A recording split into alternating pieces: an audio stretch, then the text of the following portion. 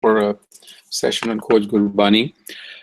We continue on our journey of the Munh, although I must confess to you that just today I was sort of thinking about the Munh and all the discussions that we've had, and I wondered if it has made any difference in the way we think about the Munh and the world. And it reminded me of Bertrand Russell, one of my favorite characters, who's a British philosopher and mathematician and activist and a Nobel laureate for literature. Quite an interesting, remarkable man. And he, in his biography, I remember reading this many years ago, because he pursued philosophy, his family didn't look upon it very kindly. And so the joke in their house was, what is mind? And the answer was, does it matter? And then if you asked, what is matter? The response would be, never mind. So I wonder if we are in that situation. But nonetheless, so what I would like to do is, since this is an open discussion, I would like to do the rounds and ask each one of you to consider a response along the following lines. Based on what you've learned here, or the insights that you may have obtained from the other speakers, how has this changed, if at all, your understanding of the Munh? Do you think that you had an aha moment when you listened to the various speakers? Or do you find yourself more or less wedged where you were in your thought process before? That's one. And secondly, what questions are still persisting in your mind about the Munh? I think that's where I'd like to start. So Ekonkarji, let's start with you, since it was your idea. Since what was my idea? A general discussion. Okay, all right. Thank you for that. Yeah, I had a few aha moments. I think one of the things that these conversations have done for me is, again, I keep going back to the map of Gurbani, and it's helped me get clear about, like, that the Munh, when it projects out through the five senses, it gets caught. But when it goes into the heart is, where it can begin to recognize the root and the jot, its own root and its own jot. And that was helpful. Somewhere all those kind of puzzle pieces fell together for me. And it's like, okay, our root is the light, and the mind needs to recognize its own light, but it gets caught in the play outside. And the key is, can we use the shabad to direct the mind into the heart where the is? So that was like one, aha moment for me. And I don't know that it was a moment. It's more like a picture that's come together throughout the conversations. Any persisting questions? Millions of questions. I mean, there's, of course, like, I mean, we talk about meditation a lot, but I'm looking for emotional intelligence.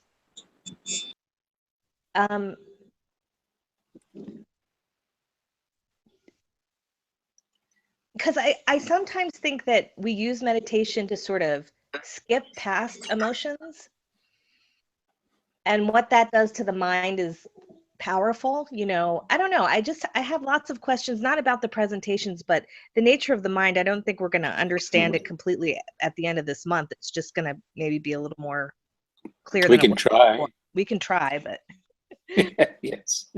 No, you make some interesting points. Do you have anything else to add? No, I think that's enough to get the I mean, started. that's a good start. That's a good start, I think.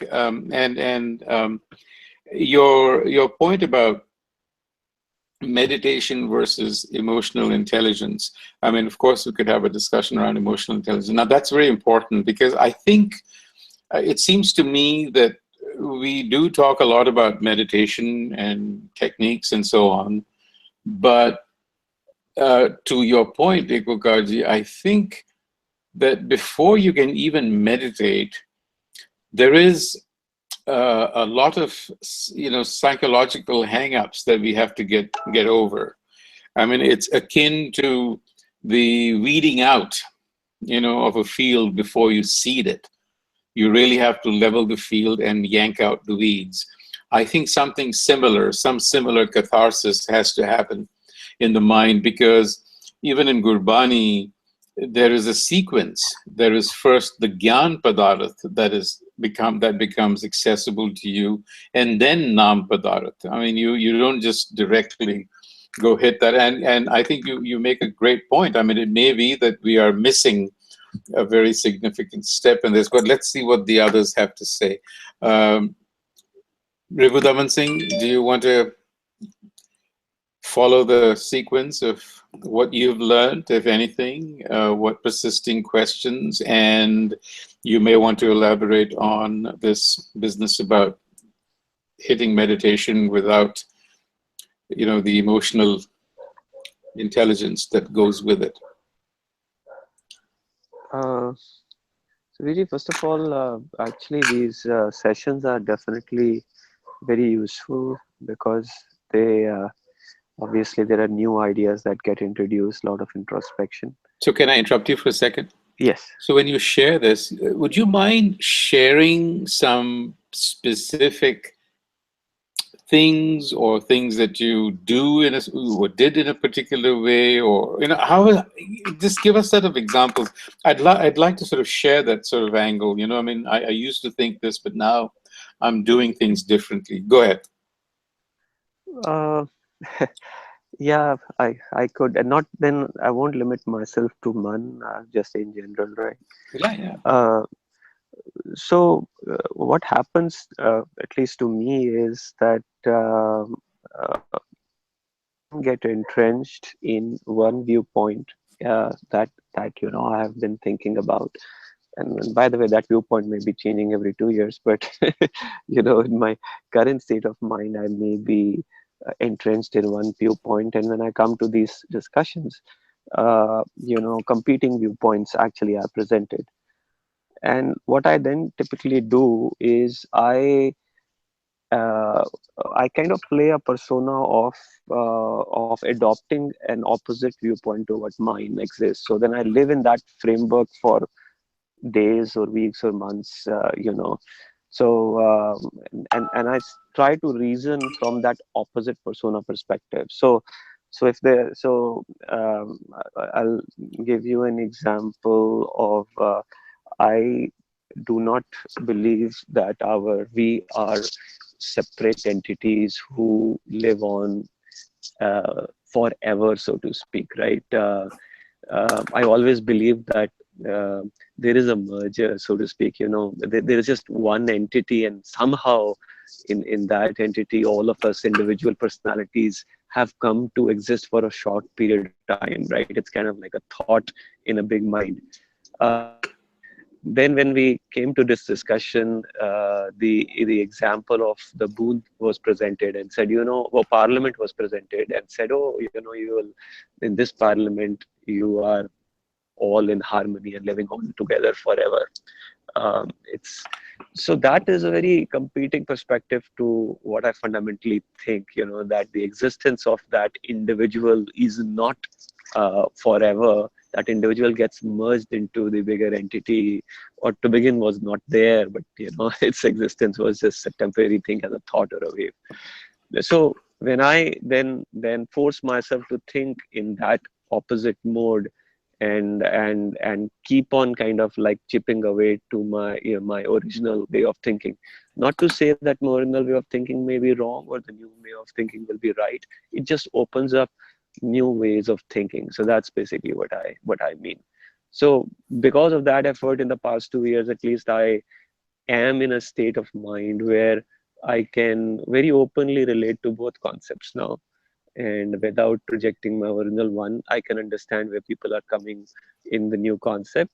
And also, I've also come to realize that this forum, like many others, in a lot of ways, is like the blind leading the blind. so, it's just that all of us have a, we have in Hey, Google. hold on a second. I thought we were all enlightened beings. we've, What do you mean? we've forgotten we are enlightened. Let me put it this Yeah. way. I don't know about you, but of myself, I'm very sure. So we do have in our hand a treasure of knowledge for sure in Guru Granth Sahib Ji, and we're basically so it has the light, and we have our eyes closed, and now we are trying to open it a little bit towards brilliance. So that's where we are. So I don't know whether I answer your questions or not, but Well, a good start. I hope we'll continue the discussion. Okay, let's see. Prabhpreet Singh. I hope I got the name right. Or is it? Yeah, Prabhpreet. Hanji. Hanji. So, Veerji, to your question, I think there have been several moments, or I would say it's a continuous process. Never really a moment, but when you get into this practice, and we were discussing the importance of abhyas, and you also mentioned that first it has to be that gyan landa karam, that we have to educate ourselves with the knowledge that Shabad has to give us. So that abhyas or that education is a constant process. It has to keep happening, and Gurbani also consistently that you have to every moment keep looking inside, do self-appraisal, take the Shabad as a gold standard, as a reference, and thus try and walk a tight rope wherein you can progress towards the Guru. And what we have been doing over the past several weeks and even otherwise, we always try and create some kind of models so that we can understand a concept. And to me, what it feels is these models are very, very weak. These models are very, very fragile. If I try and find a perfect model and say, yes, now I've got it. This is the slide, and this is the model, or this is the framework which really works. I think I would be fooling myself, because at the end of the day, it is nothing but forced physical, if you will, incarnation of an idea which is much, much beyond that. So while it is great to use these models to make progress in my learning, these have to keep evolving, keep changing, so that I can do a self-appraisal and see that I am progressing. They cannot be perfect. Now, as Gurbani is also saying, Tyani Tyan Lave, Gyani Gyan Kamave, Prab Kinhi Jata, Man Khoj Marag. So that search, that journey, I cannot just do a copy paste here. I have to keep doing my study and keep try to travel the journey inside. And there will be several such models which help me connect, do not help me connect. They will break, but my job is to never give up and try and come up with something which helps me walk that tightrope. For just as a very small example, when I was doing the study on Munh and made this very fragile model, it sort of came to my mind that, I always used to look at the exercise of, trying to search your inside as transforming yourself. How I can transform myself to thinking on the right direction, to being in truth, to not being in duality. which I don't know how much it worked. But then there was a way where I tried to look at it in a way that the right thought, the truth is already there. That approach of trying to change myself did not really work, because as we say, nobody can be changed. People are born as they are, and we always keep struggling with trying to convince and change other people. And the same is in a way true for ourselves. But when we look at it in absolutely a different fashion and say, hey, don't struggle to change somebody or yourself. The truth is already there. Just try and develop the vision, the sight to look at it, to try and decipher it. And looking at it in a way that, hey, there is a man which is doing all this mischief, and there is the higher inner being, which is the Atma or whatever we may call it, that is there. Can you try and look at this? Where, Bani also is trying to guide us. Akhi bajo vekhna vin kanni sunna, pera bajo chalna vin hatha karna, jive bajo bolna, can I interrupt you? Can you give us some examples from your life? To khasme milna. Yeah, Prapreet, can you focus a little more on some practical examples of how this may have changed you? I was trying to get people to speak a little more about themselves. Sure. So just quickly ending, practical example recently was when I tried to look at this model. Very practically, I try to control how much I eat, what I eat. And when I use this model, every time I went on to eat food or pick up something, I always ask myself, is this diet, is this something which your man is asking for, or is this something your Atma is asking for? And I always got the answer, this is the diet of my man, not of my Atma. My Atma is really satisfied right now. I don't need any of it more. But my man is really hungry.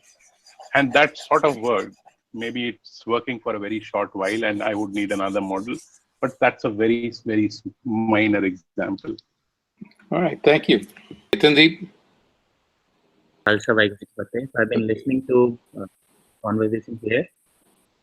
And to answer your question, Vijay, here are some examples on how this has affected me or changed something in my personal life.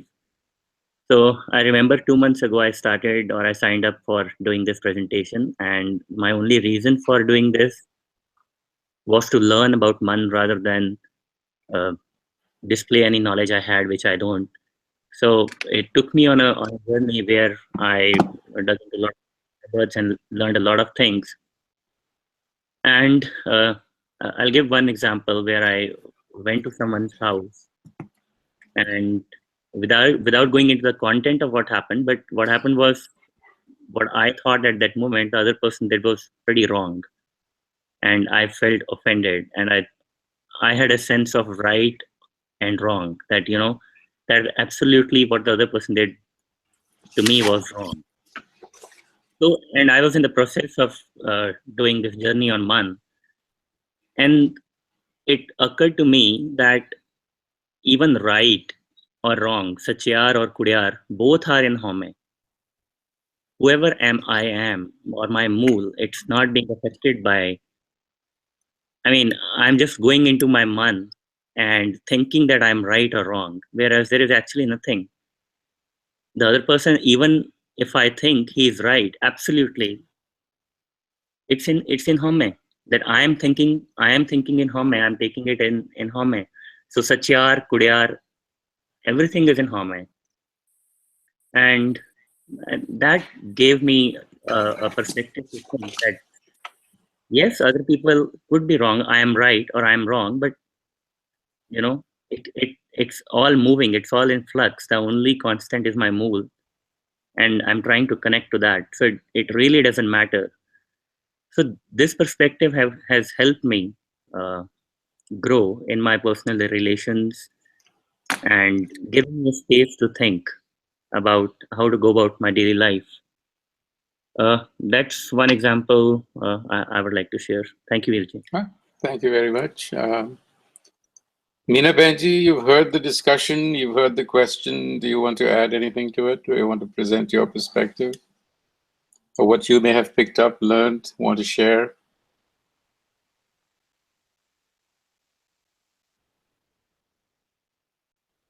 No? Okay. Harvinder, who am I missing? Gurdeep uncle from Montreal and Iqbal Kaur ji. Anji Gurdeep Singh Biji. Sat Sri Akal ji. Yes, Have you had a chance to hear the questions and the discussion? I just listened the questions part of it, but I missed all your previous debates, previous sessions. So I don't have much to ask right now. But I can give my own little opinion, which I got from the Gurbani, if you have a time or if you want me. Please, go ahead. To me, from Gurbani, I picked man is like a monkey. Man is like an elephant. Man is like a little small baby. And you have to run and like a donkey as well, this Vijay said. And to control these kind of elements, which man carries 99% of these elements, and we have to run after him to control. How to control a baby? He's going to burn his hand. He can break the things. He can do everything. Same as elephant. Elephant is full of a homemade. And actually, Kabir Mukta Dwara Sankada, Rai Dasme Pahe, Man to Magal Hoereha, Kyun Karnik se jai. What the man did, he is a mischievous person, mischievous thing.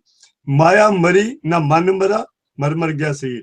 We cannot kill the man and we cannot kill the Maya. The idea is from Gurbani to control it. What happened? In reality, the kingdom was under Atma, under the spirit. But somehow man tricked the Atma, the soul, and it went over the soul and started controlling this body. Body is like a fort. So the name of game is how to bring it back to under your control and let the soul, which is very pure, to run the whole show. So I think this is a whole process. Then how to go to that?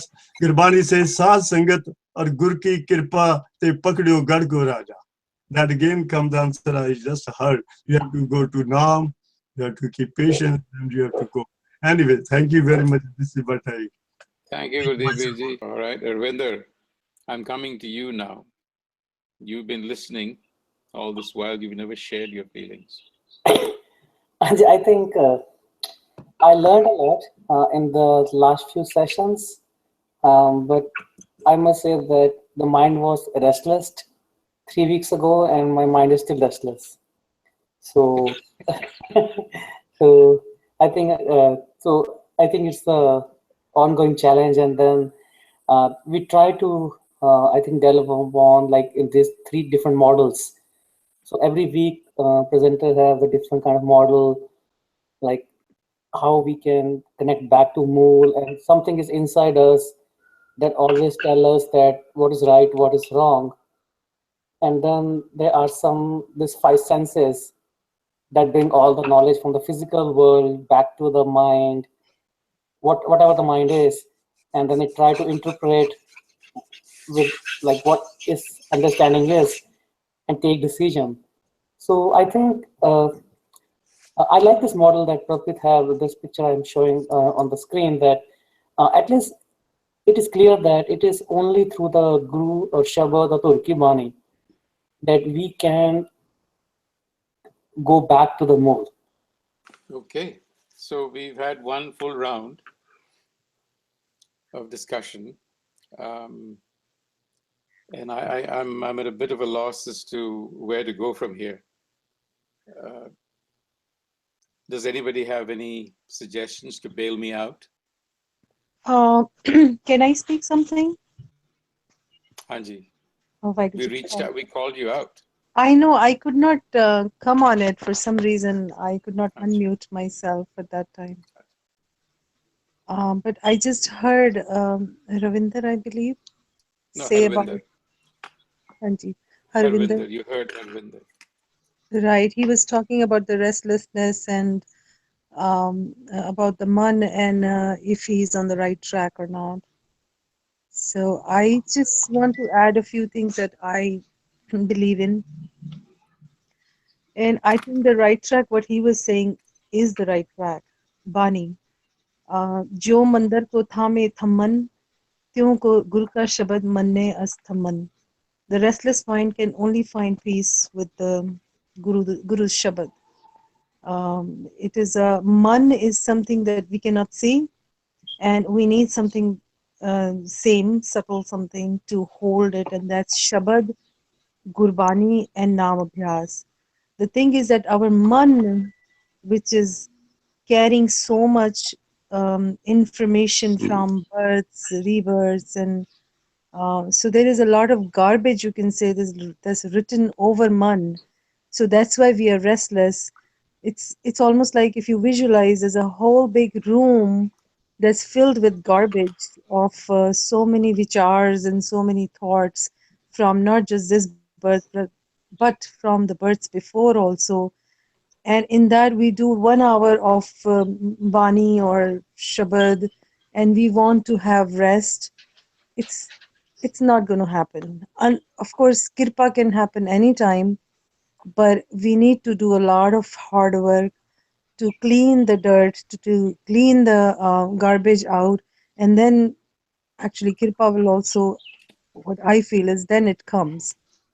So that's why restlessness, but sometimes we do have patches of rest and calmness because we are able to clean some patches and then the garbage shows up. The thoughts, garbage is nothing but in the form of thoughts. You know, whenever we go into a thoughtlessness space which is sun, then we feel a little peace, which is nijkar. So when we go into our own home, even if it's for a little bit of while, we feel peaceful. The V is man. Man feels peaceful. And it's been yugs and yugs that man is away from Guru. Satyug da chalya hoya hai. So many Satyug, Treta, Dwapar, and now we're in Kalyug, that we have even forgotten the voice of our Father. So in order for us to return, we have to continue doing a lot of hard work, continue doing a lot of sangat, and continue reading on our own. Then maybe, this could be the last birth. But this is a continuous journey. I would like to add that. Thank you very much. Thank you. Okay, Harvinder, a lot of food for thought for you. Maybe you're already feeling a little rested. Anybody else who wants to chime in? I'm really at a loss. I don't really know where to go with this now, and I think we've kind of regurgitated a lot of stuff that we've discussed before. I can add something. Who's this? Who wishes to add? Chetandeep, you go first. I'm sorry, I'm getting two voices here.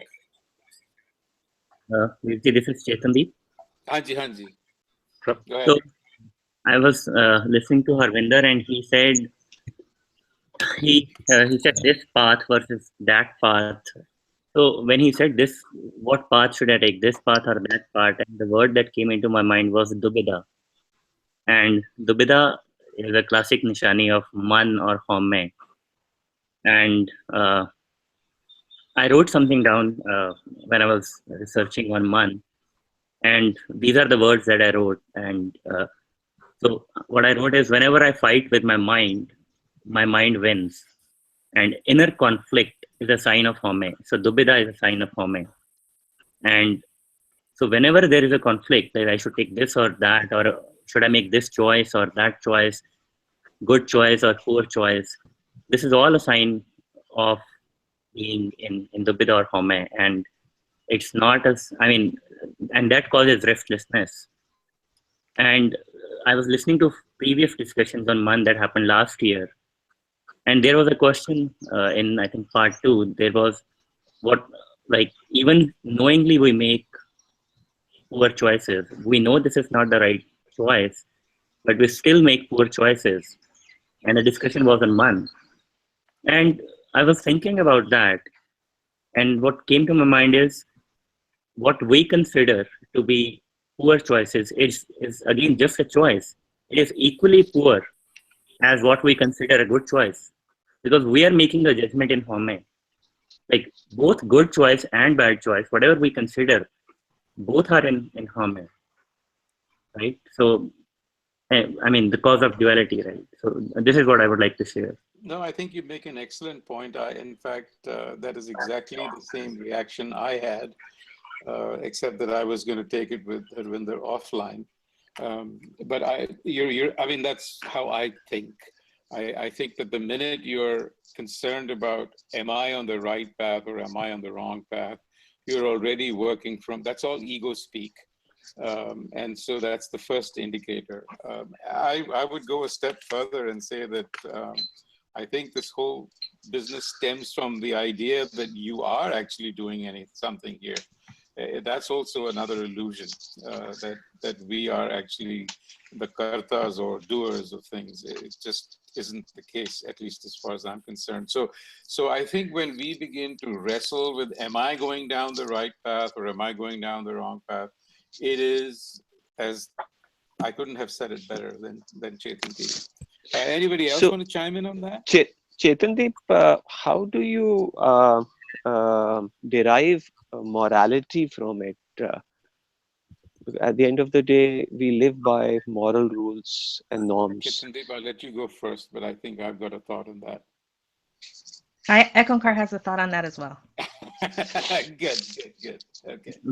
Please go ahead. I would like to listen to your thoughts rather than expound on mine. Okay, Ekonkarji, first you on this.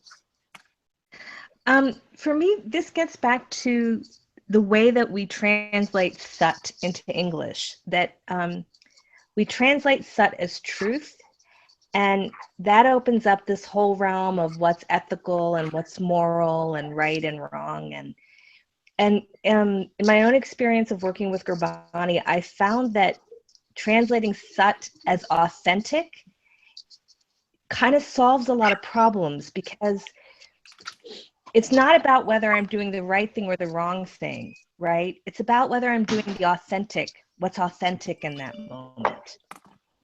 And authentic relates to the inner being, and authentic is outside of Halma. It's more from like the holistic spirit is speaking. And in that, even if people judge my actions as morally right or morally wrong, if I'm in authenticity, then my connection with the creator is clean. And if I'm not authentic, even if I look very virtuous, I'm in disharmony with the creator. So I think that we set ourselves up when we talk about truth. I think that authenticity is a better translation for Sat. Okay, thank you. Chetandeep? That gave me a couple of minutes to clarify my thoughts on what Niji asked. But what I would like to say is that even if making a right choice or a wrong choice, there is a knowing or an emotional state of mind, that peace that exists. If it exists, then doesn't matter what choice it is, right? I mean, that knowing that whatever is happening or whatever choices I'm making, as Virji said, I'm not the doer. That not only the superficial knowledge, but a deep down knowing that whatever is happening. If that is there, like Guru Sahib said when they fought wars, that knowing that whatever is happening to me, right? So I think that perspective, when it is there, then really doesn't matter what the contents are. But yes, your question about morality or ethical, I mean, I keep thinking about it, but I don't know if I'm going to make sense. But the sansar we live in, and we are the part of it. We are in home. We all live in home. All the laws, everything is in home, right? And that's the reason we keep coming back to the concept to let Guruji guide us. What is right, and what to do basically, right? He makes us home. Today, everything, the world, all the talks about morality, ethical, it's all in the room. That's what I would add. Anybody else want to chime in on that question?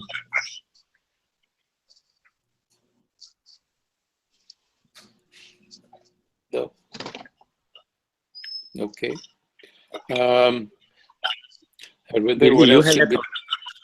Maybe you had a thought Well, on I that. think Ekokarji and both you made some very relevant points. I mean, it is, to me, ethics and morality are, in some senses, man-made. You know, this whole distinction between right and wrong. I think that we would arrive at somewhat similar solutions just out of self-interest. We would know what, I mean, as a group. I mean, when we get into group living, we kind of understand boundaries, and we know that killing somebody or stealing is just not a desirable thing because that is the largest social consensus.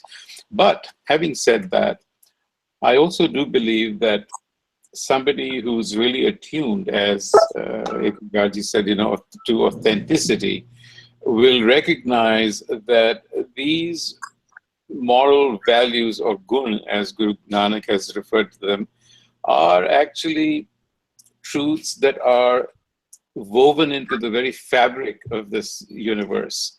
And the Guru books kind of are attuned to them. So that's one level of where morality comes from. But then social self-interest also reflects that. I mean, it is interesting that Maya is an imperfect reflection of reality, of ultimate reality. It is a reflection, imperfect as it may be. So it functions at two levels. Here where we are, I think it is something that we have all agreed to and subscribe to, because our self-interest is in that. But at the level that Ekongarji is talking about, you know, that authenticity becomes evident to a Gurmukh, and he recognizes it's like, you know, mathematics as a language being, mathematical truth being woven into the structure, the geometry of the universe. That's what quantum physicists have been able to actually mathematically show. So anyways, that's just my 2 cents. Is there anybody else who wants to contribute to this discussion? Something, if you permit me. Hanji. It's like, maybe we can ask everybody about the feedback on the presentations we had, because I have one and I would like to, it's not a popular one, but I would like to share. Okay, why don't you start? So what I have felt in this, like, the focus is more on the theoretical side or more on intellectual side, rather than how can I implement this in my daily life. And even, I mean, the questions that everybody has raised are more on the theoretical or intellectual side, rather than, you know, how, as, I mean, I think it was a, like, you did pretty well today when you asked personal examples on from our daily life. So I would like to see more of that. Yeah, you see, I run into this everywhere. You know, when we have group discussions, people are just, I think, a little reluctant to expose themselves. Maybe they feel vulnerable. I don't know what it is, but it's very tough to get somebody to speak out about how it has changed them in this whole journey. But nonetheless, that's the way it is. So you wanted feedback on the presentations being intellectual. What do you think, Kunkarji? Are these presentations very theoretical? Well, you know, I think this is the journey, because, like, you know, so if we don't kind of understand what the Gurbani terms are indicating, right, how can we apply them to our experience? So I think the first level is, you know, we've got to look at the language and the structure and say, what's the map? What's the Guru laying out? What's the Guru telling us? And then once we understand it on that conceptual level, this is what I'm talking about with emotional intelligence. Then we have to throw the concept away and say, what does this mean on an emotional level, on a practical level? in my experience, but I don't think there's a way to apply it to experience until we have some sense of what the concepts are signifying. Okay, but I would ask you as a follow-up. I mean, at least as it pertains to the group that is present here, it would seem to me that all of us have a pretty good grasp of the sort of fundamental concepts.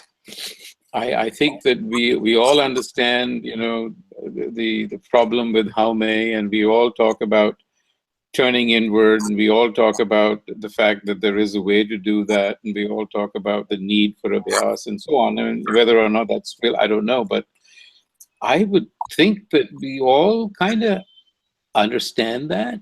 But despite understanding that, we seem to persist in going on and on in this intellectual discussion. I was telling Harvinder this, that look, I've been listening to these discussions for 50 years, and I didn't know anything then, and I know nothing now. So, I mean, except that I had a lot of questions when I was a kid. Now I don't have any questions. So that's the difference. But nonetheless, you know, this sort of churn has been going on for a long time. Well, this is where I'm Yeah. gonna be the radical and get back to Guru Nanak saying Amrit Vela Sacha now. I mean, there's a reality of like, so my experience, and I'll share it, is that the mind moves with the sun. And there are times of day, and it's Amrit Vela and the sunset hours, where the mind is in a certain state where it's easier to feel the spirit, the inner being. And it's like concept, if we don't practice and if there's not a practice behind it, how can you get it in your bones and let it transform you, right? Yeah, I mean, my probing really was, I get that, you know, what you're saying is that there really isn't a specific practice, number one. Number two, all practice is very personal. Number three, it is very tough to tell somebody where and how to, where's the entry point for you in your daily life. I mean, that is something that each one of us has to figure out for ourselves, because there is, after all, a subjective life that we are all living. So it's very hard to tell someone, okay, you know, go do ABC. I don't think that may work for a novice, but I think if you've been engaged in this business for so long, you kind of figure out that how does this work in your life? And that's really what I was trying to push for. How has this worked in your life? I mean, what is it doing for you? I understand the discussions and all that, but these are just intellectual exercises. How have you shifted, if at all? I think that's where I was trying to go. Can I? Yeah, please, go ahead. Okay, what I hear from you is that intellectual discussions or the knowledge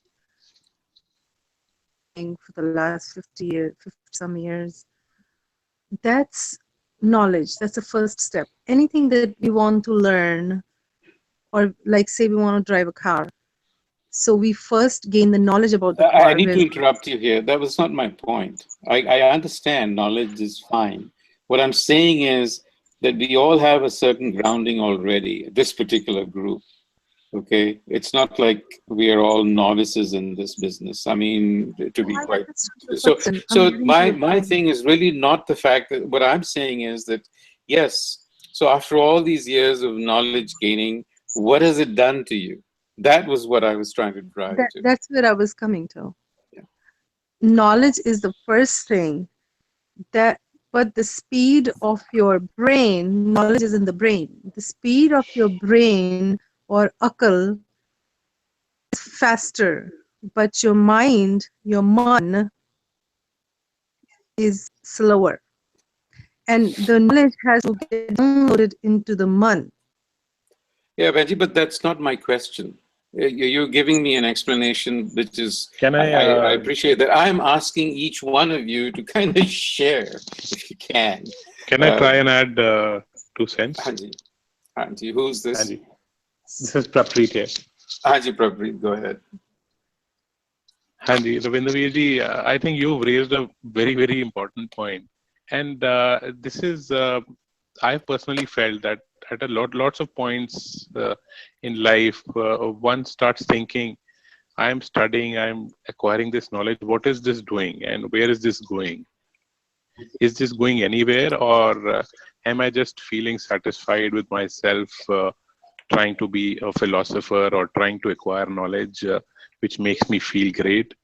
And I think this is, again, like you said, the answer is very personal, and one has to find his or her own answers, because it seems both ways. Whereas asking oneself the question has worked, how I have implemented it in my practical life. For example, to take a few instances, I feel there are things that I used to be entangled in earlier, which I feel free from. For example, respect and disrespect.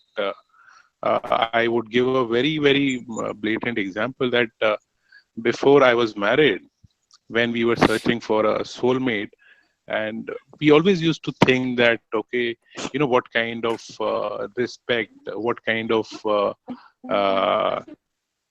get from this family and this and that.